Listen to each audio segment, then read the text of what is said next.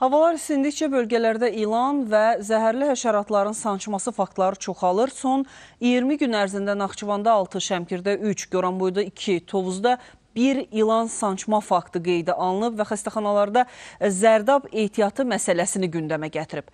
Əməkdaşlarımız mövzunu Lənkəranda araşdırıblar, izləyək.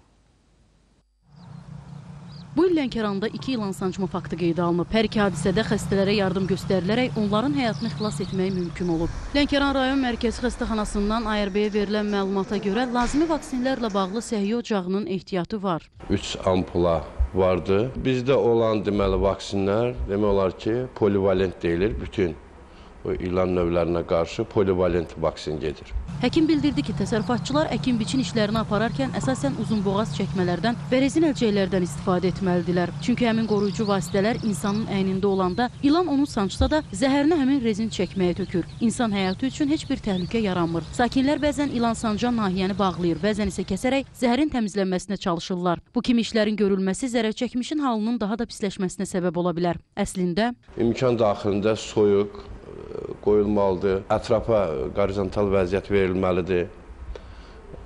Zərər çəkənə imkan daxilində çoxlu miqdarda maye verilməlidir, kopi verilə bilər. Hazırda Lənkəran rayon mərkəzi xəstəxanasında ilan zəhəri əleyhinə 3 zərdab var. Düzdür, bu o qədər də böyük rəqəm deyil. Həkim tələbat yarandığı təqdirdə xəstəxananın əlavə vaksinlərlə təmin olunacağını bildirdi. Əgər tələbat artdıqca yenə təşkil olunması mümkün olacaq. Bir xəstədə bir ampula kifayət edir.